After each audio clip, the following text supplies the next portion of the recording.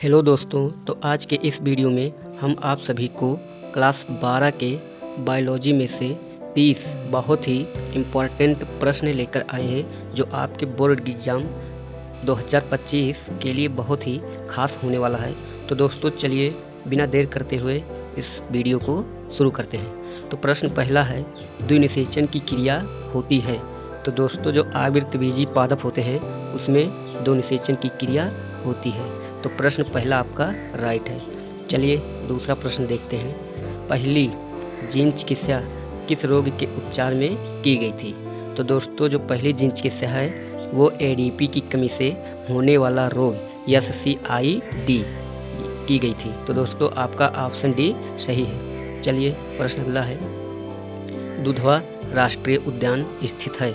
तो दोस्तों जो दुधवा राष्ट्रीय उद्यान है वो उत्तर प्रदेश में स्थित है। तो आपका डी ऑप्शन सही है। चलिए अगला प्रश्न देखते हैं। प्रश्न चौथा है, निम्नलिखित में से किस रोग की पुष्टि विडाल परीक्षण द्वारा होता है? तो दोस्तों जो विडाल परीक्षण द्वारा होता है वो टाइफाइड जो है विडाल परीक्षण के द्वारा होता है। अगला है, हरिगोविंद खुराना जाने जाते हैं। तो दोस्तों जो हरिगोविंद खुराना है वो प्रोटीन संश्लेषण के लिए जाने जाते हैं। तो दोस्तों आपका डी ऑप्शन सही है। चलिए प्रश्न 6 है, उत्तर प्रदेश का राजकीय पक्षी है। तो दोस्तों उत्तर प्रदेश का राजकीय पक्षी सारस है। अगला प्रश्न है, मृदा में उपस्थित जल की कुल मात्रा को क्या कहा जाता है? तो दोस्तों जो मृदा में उपस्थित जल की कुल मात्रा को होलार्ड कहा जाता है। आपका बी ऑप्शन सही है। चलिए अगला प्रश्न देखते हैं। आनुवांशिकी के जनक कौन है? तो दोस्तों ये आप सभी को पता होगा कि आनुवांशिकी के जनक ग्रेगर जॉन मेंडल हैं। तो आपका ऑप्शन डी सही है। चलिए प्रश्न अगला है, एंटी सीरम में होते हैं। तो दोस्तों एंटी सीरम में एंटीबॉडी होती है। आपका ऑप्शन भी सही है। चलिए अगला प्रश्न देखते हैं। आरएनए यानी संदेशवाहक आरएनए का निर्माण होता है।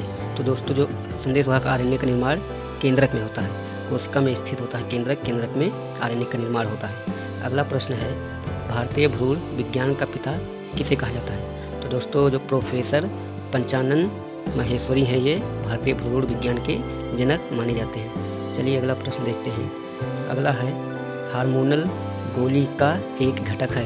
तो दोस्तों जो हार्मोनल गोली का एक घटक है वो प्रोजेस्टेरोन। आपका ऑप्शन ये सही है। चलिए प्रश्न 13 देखते हैं क्या है। दोस्तों अगला है, ब्लास्टुला अवस्था में भ्रूण को सर्वप्रथम गर्भाशय से जोड़ने का कार्य निम्न में से कौन सी झिल्ली है? तो दोस्तों जो ब्लास्टुला अवस्था में भ्रूण को जोड़ने का कार्य अपराकृति है, यानी इसको कोरियान भी कहा जाता है। चलिए प्रश्न अगला देखते हैं। कौन सा एंजाइम DNA खंडों को जोड़ने का कार्य करता है?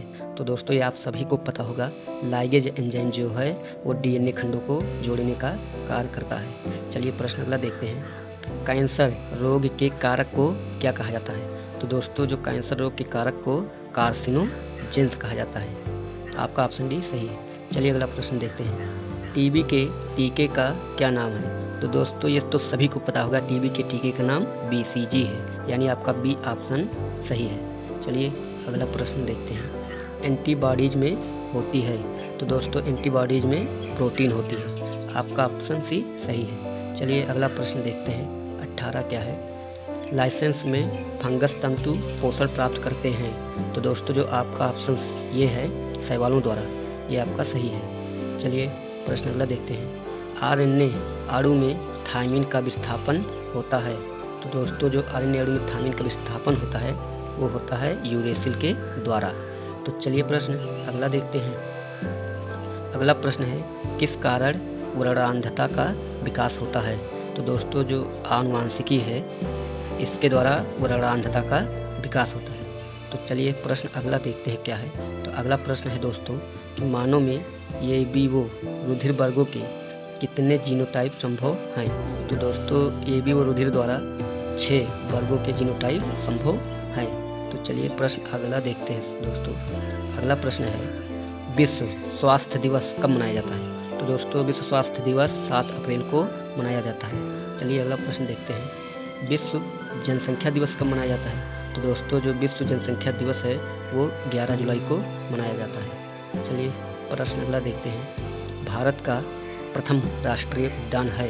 तो दोस्तों भारत का प्रथम राष्ट्रीय उद्यान कॉर्बेट राष्ट्रीय उद्यान है। तो आपका बी ऑप्शन दोस्तों सही है। चलिए प्रश्न अगला देखते हैं।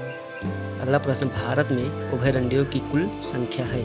तो दोस्तों आपका ऑप्शन बी सही है, 515। चलिए प्रश्न अगला देखते हैं।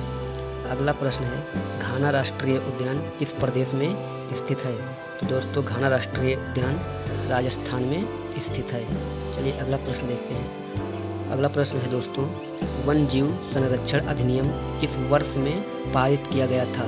तो दोस्तों आपका ऑप्शन ये सही है, 1972 ईस्वी में। चलिए अगला प्रश्न देखते हैं दोस्तों। अगला है, काजीरंगा राष्ट्रीय उद्यान भारत के किस राज्य में स्थित है। तो दोस्तों जो काजीरंगा राष्ट्रीय उद्यान है वो असम में स्थित है। चलिए अगला प्रश्न देख लेते हैं दोस्तों। अगला है, समुद्र के किनारे उगने वाले पौधे कहलाते हैं। तो दोस्तों जो समुद्र के किनारे उगने वाले पौधे को जलोढ़ भित्ति कहलाते हैं। तो चलिए अगला प्रश्न लास्ट बचा है दोस्तों, इसको भी देख लेते हैं। पूरे वर्ष तापक्रम में होने वाले परिवर्तन को सहने वाले पादप कहलाते हैं। तो दोस्तों जो आपका ऑप्शन बी है, यूरीथर्मल। तो दोस्तों पूरे वर्ष तापक्रम में होने वाले परिवर्तन को जो सहने वाले पौधे होते हैं उसको यूरीथर्मल कहते हैं। तो आपका ऑप्शन भी सही है। तो दोस्तों ये वीडियो आपको कैसा लगा? अगर अच्छा लगा तो वीडियो को लाइक करके चैनल को सब्सक्राइब कर लीजिए। तो दोस्तों चलिए मिलते हैं नेक्स्ट वीडियो में। तब तक आप सब बने रहिए मेरे इस यूट्यूब चैनल में। धन्यवाद।